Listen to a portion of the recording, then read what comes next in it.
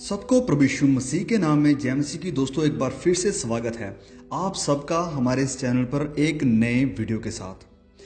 Rapture के विषय में हमने पहले भी 2 वीडियोस हमारे इस चैनल पर अपलोड किए थे, जिसमें कि साफ साफ बाइबल के वचनों को प्रस्तुत किया गया था और बाइबल ने ही बाइबल का अनुवाद किया था। पर फिर भी कई हमारे भाई बहन अपने प्री कंसीव्ड सिद्धांतों और शिक्षा को वचनों से परखना नहीं चाहते हैं और कुछ तो झूठे पंथों और झूठी संस्थाओं और झूठे भविष्यवक्ताओं के शिकार हैं। पर जो सच्चाई को जानना चाहते हैं वह किसी की व्याख्या पर नहीं वरन बाइबल पर अपना विश्वास मजबूत करेंगे। मैं ये नहीं चाहता कि आप मेरी ही बातों पर यकीन करो, पर मैं ये चाहता हूं कि आप खुद वचनों को पढ़ो, क्योंकि इसी में आपका उद्धार है। बाकी मैं ये उम्मीद भी नहीं रखता हूं कि हर कोई मेरी बातों को ग्रहण करेगा, क्योंकि इतिहास गवाह है कि ऐसा कभी नहीं होगा। पवित्र बाइबल परमेश्वर का जीवित वचन है, पर इसे हर कोई ग्रहण नहीं करता है। प्रभु यीशु गॉड इन फ्लैश, जो कि खुद परमेश्वर थे, पृथ्वी पर आए। क्या सबने उनको ग्रहण किया? नहीं किया, और आज भी लोग उन्हें ग्रहण नहीं करते हैं। पर इस पोस्ट ट्रिबुलेशन रैप्चर जो कि सिखाता है कि क्लेश के पहले आपका रैप्चर हो जाएगा, मैं इसकी एक सच्चाई आपको बताना चाहता हूं और आप खुद इसे सर्च करके देख लीजिएगा कि 1800 ईस्वी के पहले किसी ने भी इस सीक्रेट रैप्चर का कहीं भी प्रचार नहीं किया है। मसीही इतिहास के जितने भी बड़े बड़े प्रचारक और शिक्षक हुए हैं, जैसे कि John Bunyan, George Muller, William Booth, John Wesley, Martin Luther, A.W. Tozer, Charles Spurgeon, जिसे कि प्रिंस ऑफ प्रीचर्स के नाम से भी जाना जाता है, इनमें से किसी ने भी सीक्रेट रैप्चर का कभी प्रचार नहीं किया और ना ही कभी ऐसी शिक्षा दी।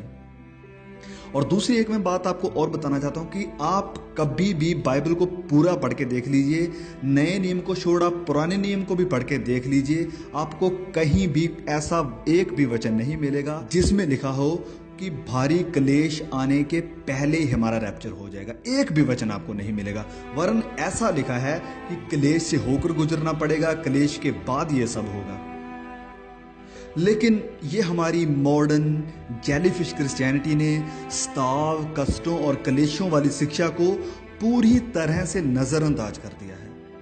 लोगों को आत्मिक तौर पर कष्टों और स्ताव के लिए तैयार करने के बजाय उन्हें झूठी तसल्ली दी जा रही है कि आपको फिक्र करने की जरूरत नहीं है, परमेश्वर आपसे प्यार करता है, आप परमेश्वर की दुल्हन हो, आप परमेश्वर की संतान हो, आपके साथ कुछ भी बुरा नहीं होगा, आपके ऊपर कभी कष्ट नहीं आएंगे। ऐसे लोगों से मेरा ये एक सवाल है कि क्या पौलुस से, पतरस से और जितने भी प्रेरितों ने सुसमाचार की खातिर कष्ट उठाए और बलिदान हो गए, क्या परमेश्वर उनसे प्यार नहीं करते थे? और फिर पहली सदी में जब रोमी साम्राज्य ने मसीहों पर अत्याचार किया, उनको जिंदा जला दिया जाता था और गलियों में उन्हें रोशनी के लिए इस्तेमाल किया जाता था, और स्टेडियम के बीच जितने भी प्रभु यीशु को मानते थे, बच्चों, औरतों, बुजुर्गों, सबको खड़ा करके भूखे शेरों को उनके ऊपर छोड़ दिया जाता था और वह लोग अपने देखने वालों के लिए एक मनोरंजन बनते थे, तमाशा बनते थे। तो क्या परमेश्वर उनसे प्यार नहीं करते थे? क्या वह परमेश्वर की दुल्हन नहीं थे? क्या वह परमेश्वर की संतान नहीं थे? अब बात करते हैं हमारे वर्तमान की। 20वीं और 21वीं सदी की तुलना अगर हम पूरे मसीही इतिहास के साथ करें तो इन 2 सदियों में इतने मसीहों को बलिदान किया गया है कि मसीही धर्म के पूरे इतिहास में भी इतने बलिदान आज तक नहीं हुए हैं। स्टैटिस्टिक्स बताते हैं कि हर साल 1 लाख से भी ज्यादा मसीही लोग अपने विश्वास के लिए कुर्बान किए जाते हैं, और पिछले 15 सालों में 1.6 मिलियन मसीही लोग प्रभु यीशु पर अपने विश्वास की खातिर मारे जा चुके हैं। और यह अनुमान लगाया जाता है कि हर 5 मिनट के बाद दुनिया में कहीं ना कहीं मसीही विश्वासी को मार दिया जा रहा है।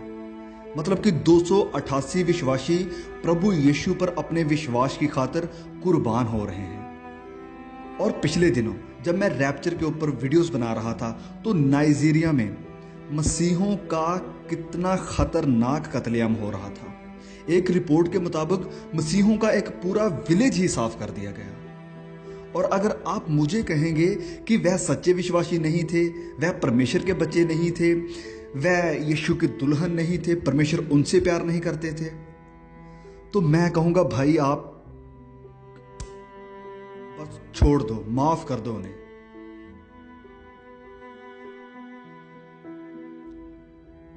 जॉन पाइपर, जो कि एक बहुत ही ब्रिलियंट बाइबल टीचर हैं, आप में से कई लोग शायद उन्हें जानते भी होंगे, और वह भी पोस्ट ट्रिब्युलेशन रैप्चर को ही मानते हैं। और उन्होंने एक बहुत ही बढ़िया बात कही है। कहते हैं, the things on which we agree are so stupendous as to overwhelm our hearts in a common love for the Lord and his appearance.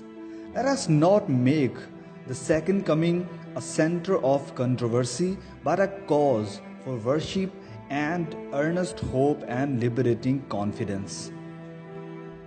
वो कह रहे हैं कि प्रभु यीशु के दूसरे आगमन को हम बहस का या विवाद का मुद्दा ना बनाएं, वरन उसकी महिमा, स्तुति और उम्मीद का मुद्दा बनाएं।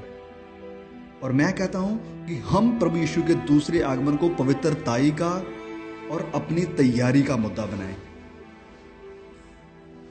अंतिम समय और प्रभु यीशु के आगमन के बारे में हर एक छोटी छोटी डिटेल्स जानना हमारे लिए जरूरी नहीं है, क्योंकि अगर ऐसा होता तो प्रभु यीशु खुद जरूर बता देते। पर उन्होंने मत्ती 24, मरकुस 13 और लूका 17 में जितना भी बताया वह हमारे लिए काफ़ी है कि हम तैयार रहें, हमारा विश्वास मजबूत रहे, हमारी प्रभु के प्रति मोहब्बत कभी कम ना हो, हम झूठी शिक्षाओं से गुमराह ना हो, वरन हमेशा वचनों को पढ़ने और सीखने में लगे रहें। और मत्ती 24 के बाद मत्ती 25 में जो उन्होंने 3 दृष्टांत बताए, उनमें भी उनके बताने का मतलब यही था कि हम तैयारी में रहें, हम हमेशा तैयार रहें। और एक अंतिम बात मैं आप सबको कहना चाहता हूं कि अगर कोई भी कभी भी आपको यह सिखाए या कहे कि 2012 में, 2025 में, 2035 में या ऐसी कोई भी तारीख में दुनिया खत्म हो जाएगी, तो उनकी दूसरी बात मत सुनना, बस वहां से भाग जाना, क्योंकि वह झूठे नबी हैं और झूठी शिक्षा फैला रहे हैं। मैंने 2012 क्यों कहा, क्योंकि ये झूठी शिक्षा मदर यरूशलेम यानी world mission society church of God के द्वारा फैलाई गई थी और बहुत से लोगों ने इसका विश्वास भी किया था। पर आपको जानना जरूरी है कि स्वर्ग दूत भी नहीं जानते हैं कि अंत कब होगा, तो प्लीज आप किसी के धोखे में मत आना। बाइबल को अपनी शिक्षा और सिद्धांतों का आधार, बुनियाद बनाएं, ना कि किसी व्यक्ति और किसी संस्था को। अगर मेरे कुछ ज़्यादा बोलने से किसी को ठेस पहुंची है तो मैं क्षमा चाहता हूं, और मैं चाहता हूं कि प्लीज़ आप परमेश्वर के वचनों में बढ़ते रहें, परमेश्वर की नॉलेज में बढ़ते रहें और परमेश्वर के प्यार और पवित्रता में बढ़ते रहें। इस संदेश के द्वारा परमेश्वर आप सबको आशीष दे। और अगर आप चाहते हैं कि इस मैसेज को और भी लोग सुने तो प्लीज़ इसे शेयर करें ताकि किसी का जीवन बदल जाए। फिर मिलते हैं एक नए वीडियो के साथ। तब तक के लिए परमेश्वर का प्यार और उसका अनुग्रह हम सब पर बना रहे।